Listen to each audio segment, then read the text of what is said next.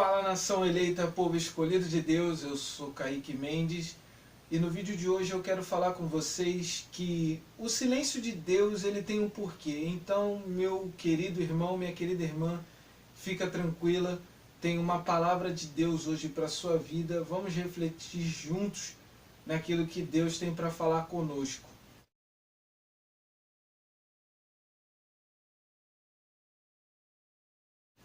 E se você é novo no canal, se inscreve aí, que aqui a gente fala bastante sobre a palavra de Deus. E se você gostar, eu te convido a deixar esse link aí durante o que nós vamos estar falando no vídeo de hoje. Eu estava lendo, e não sei a quantos de vocês conhecem o livro do profeta Abacuque, e é um livro que fala muito sobre um questionamento do profeta para com Deus, quando ele vai buscar a Deus acerca de um propósito e dos seus inimigos, dos adversários do povo de Israel. E eu quero dizer que você, assim como eu, assim como todos nós, enfrentamos coisas na nossa vida e que muitas vezes passa por esse período em que Deus se cala, em que a gente se encontra sozinhos, em que a gente acha que Deus não está nos ouvindo, em que Deus não está ouvindo as nossas orações, em que Deus não está ouvindo aquilo que nós temos para falar com Ele. Mas eu já quero começar dizendo para você que o silêncio de Deus não é significado de que, primeiro, Deus não está contigo, de que, segundo, Deus não está te ouvindo e de que, terceiro, Deus não está agindo em seu favor. O profeta Abacuque, no primeiro capítulo, ele começa questionando a Deus. Depois, no final do primeiro capítulo, ele começa reclamando, ele começa a falar da situação, da força e do poder do adversário.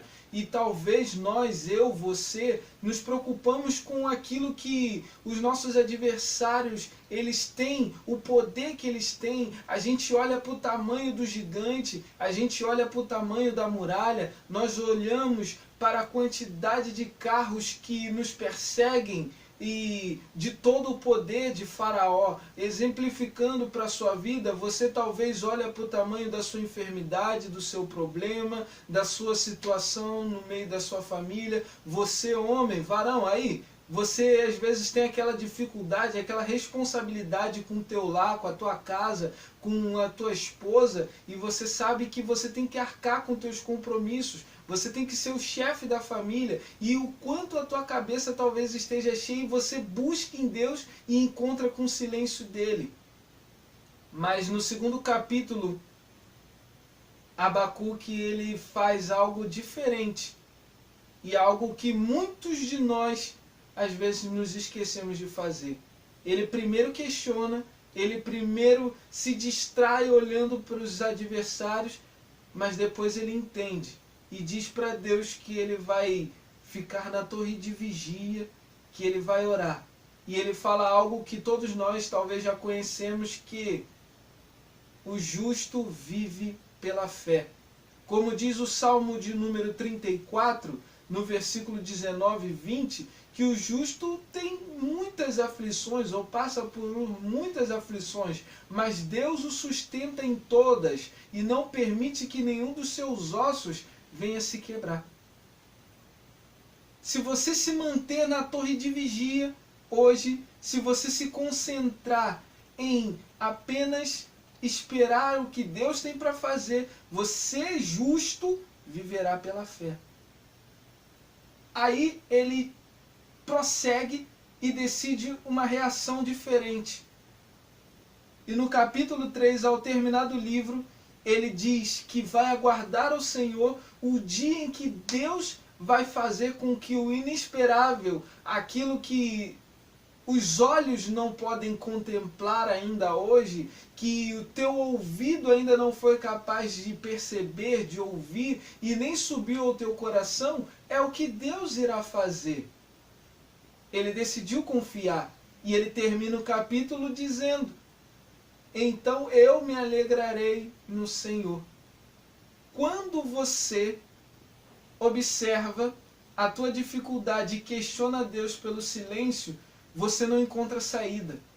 Você não encontra respostas. Porque quando Deus ele se cala e ele não quer falar, quando ele fecha as portas, não há homem nessa terra que faça com que a porta venha se abrir.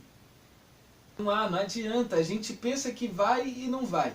E quando a gente decide se colocar na posição e na torre de vigia, a gente começa a entender que o controle não está na altura da tua voz, não está no tempo que você passa de oração, não está no tempo em que você está chorando, em que você se diz culpado ou a vítima da situação, em que você tenta arrumar culpados.